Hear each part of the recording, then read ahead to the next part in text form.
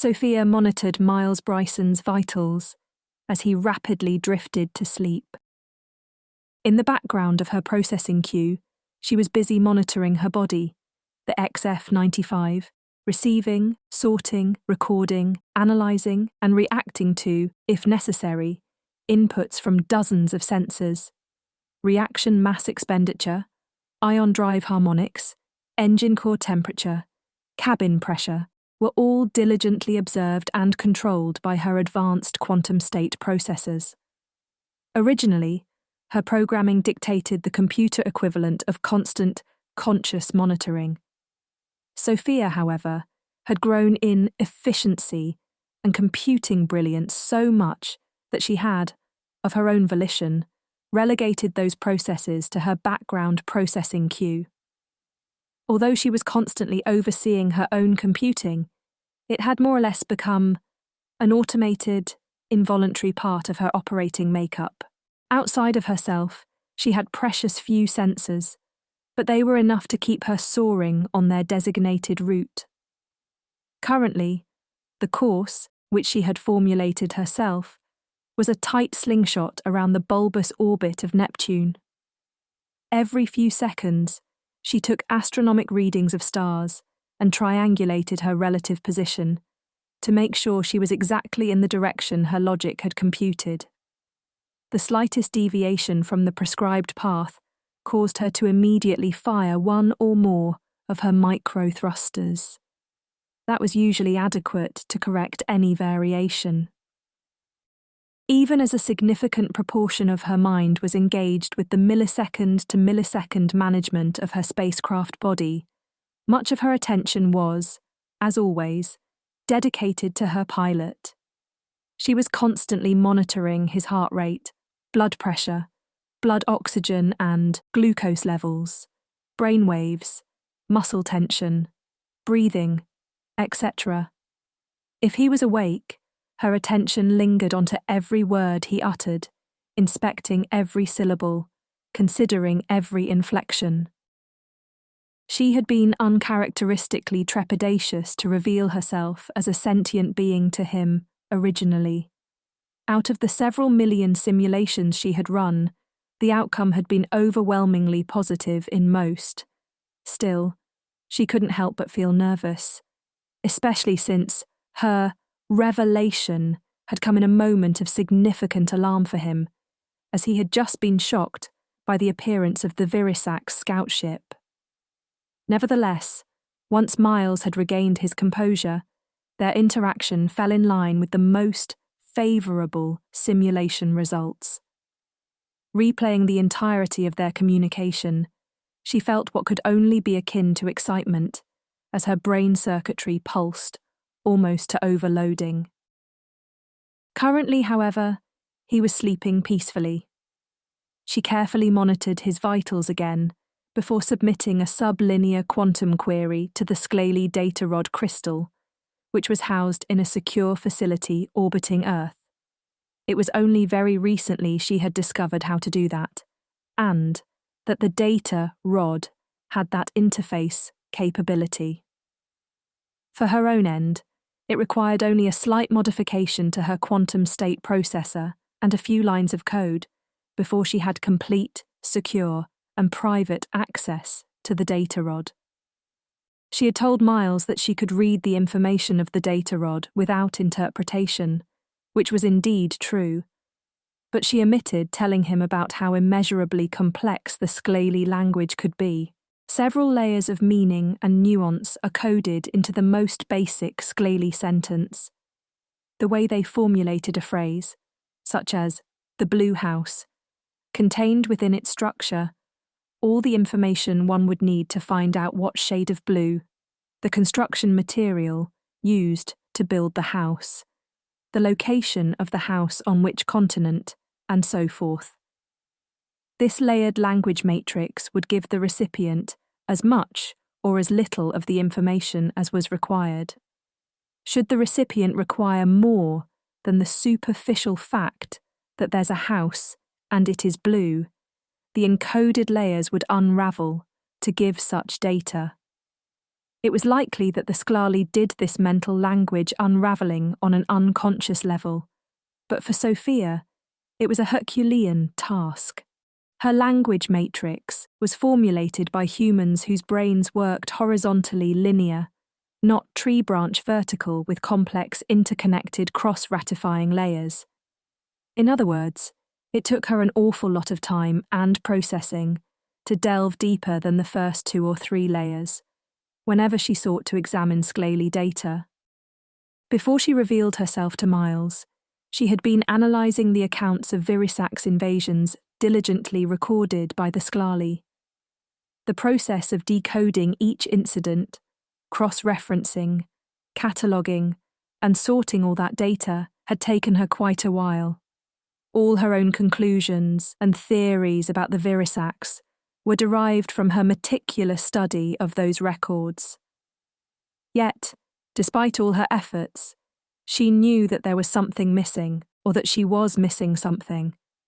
Perhaps it, whatever it is, was hiding in deeper layers than she had decoded so far, and that presented an irrepressible, nagging irritation for her. While Miles slept, her contact with the Sclali data crystal established, she dove back into her punctilious examination of every scrap of detail recorded about the Virisax. She even overclocked her processors to manageable levels and partitioned all her unused attention to the task. Most of the Sclali reports had been compiled by their various scientists and historians.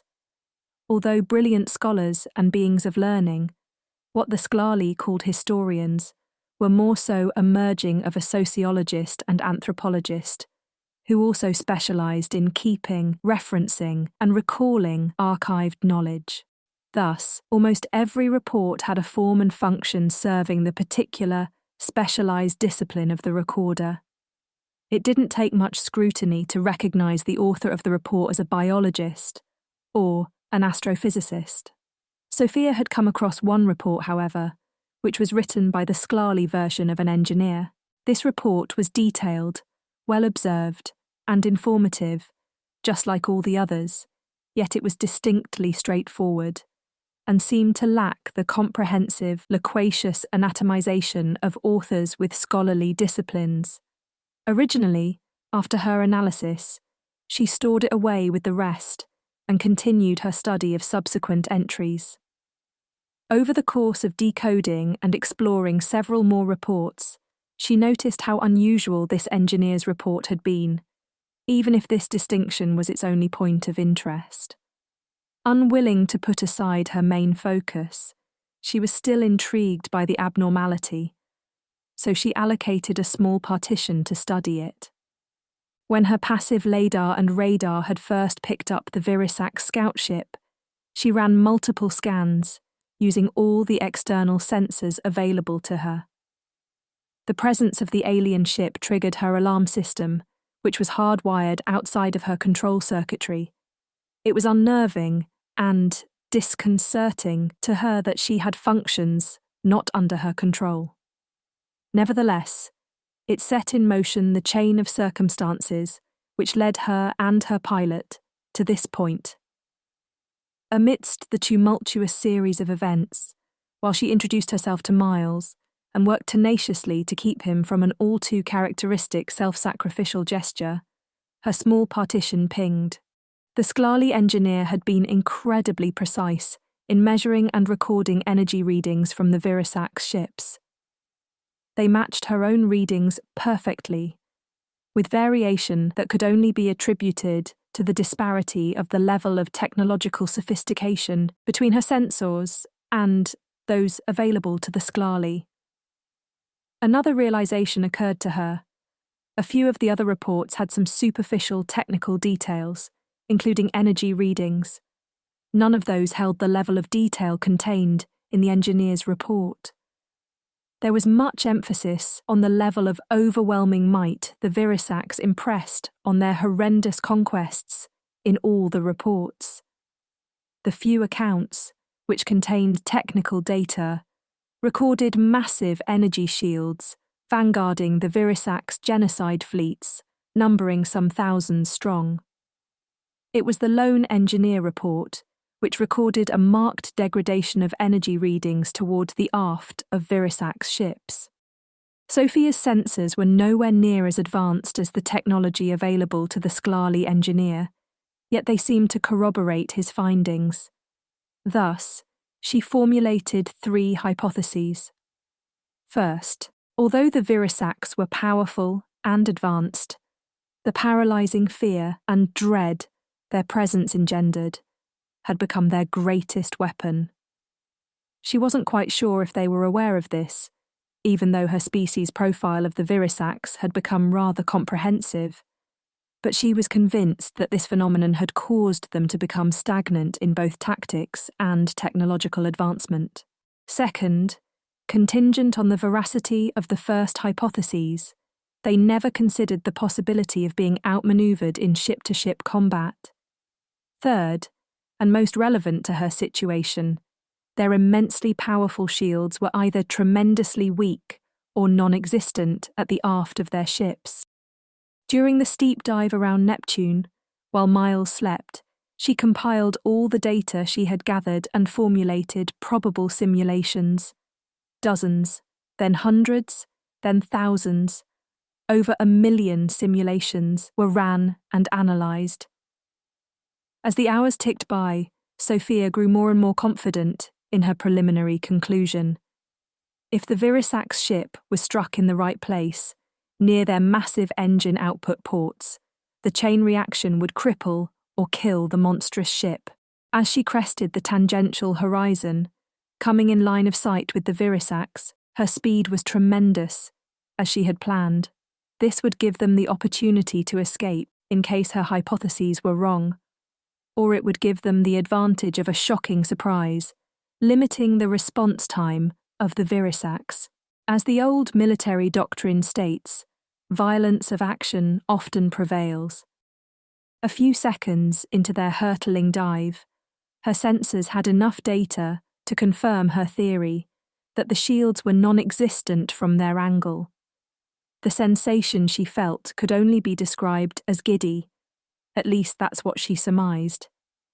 A few micro-thruster bursts brought them directly in line to the precise point which her simulations had painted as their weak spot.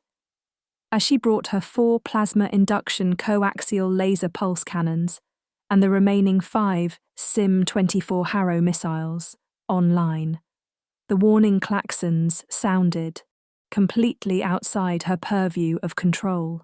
She registered the uptick of Miles's heart rate and breathing, knowing that he was rapidly coming out of slumber into full awareness. That is it. We have got him now, Miles. Major Bryson had a long, lingering second of confusion as his mind started to process all the happenings, coming out of a much-needed sleep. He wasn't sure how long he'd been out. His sudden alertness could be due to his prolonged nap, but more likely, the adrenaline rush he was bombarded with was caused by the blaring alarms. His center display screen was zoomed in on the rear of a truly massive behemoth of a ship. Quickly, his mind reeled to make sense of all this. The Virisax. That was the Virisax ship, and he was hurtling at incredible speeds straight for it. The digital numbers overlaid next to the image was distance to that awful ship. It read the distance at 150,000 kilometers, and decreasing so fast, his eyes could hardly keep up. When we reach 18,000 kilometers, fire all 5 of the Harrow missiles, then switch over to the plasma pulse lasers and hold the trigger down. You will only get a couple of seconds before I must divert the course to avoid a collision, said Sofia. The tone of her voice sounded almost excited. 18,000, Roger, Miles replied, as he went through a hurried pre-engagement checklist. The oddity of his current situation was muted by the practiced calm of a fighter pilot in the midst of an altercation. As the numbers of the distance displayed rattled downward, in the range of 90,000 kilometers now, he took the opportunity to question this predicament. Sofia, what is happening? How did we end up here? He said sternly. a product of his growing frustration at being repeatedly surprised by his ship.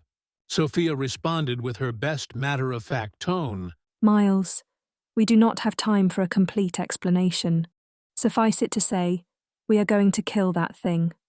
Then her tone modulated slightly. It seemed to him that it softened, became almost pleading. I promise this will work. Trust me. A moment of contemplation consumed his attention. He found himself wanting to trust her.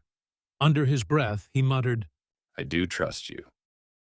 As he locked his mind in on the situation, he became committed to the course of action. He felt himself becoming one with his ship, his reflexes tied into the smallest movement. His eyes darted from one screen to another, reading all the pertinent data. This heart rate slowed. His focus narrowed to the bare necessities of combat in his ship. Everything else vanished as a serene Zen-like calm swept over him. Nothing existed except him, Sofia, the target, and this moment. Coming up on 40,000 kilometers, preparing to fire. Sofia took up the distance countdown. 35,000 kilometers. Mark. 30,000 kilometers. Mark. 25,000 kilometers. Mark. 20,000 kilometers. Mark. Fire! With assured competence, Major Miles Bryson pressed on the trigger, launching all 5 Harrow missiles. With a flick of the thumb, he switched to the plasma pulse laser cannons. As the 5 sleek Harrow missiles screamed toward their target, sequential red blasts erupted from each of the 4 corners of his ship, one after another in a brilliant, dazzling crimson. The plasma lasers pulsed rapidly in their sequence, from alternating corners. He had a vague thought that this was much like a very old-fashioned dive-bombing run, when he felt the G-forces crush him into his seat, a sure sign that they had dramatically veered away. Despite the inertia dampeners at full, his vision narrowed, the blackness engulfing his sight. He passed out. Thank you for joining on this journey through the vast expanse of adventure, imagination, and wonder. If you find this sort of narrative enjoyable, please consider liking, commenting, and of course, subscribing. See you next time.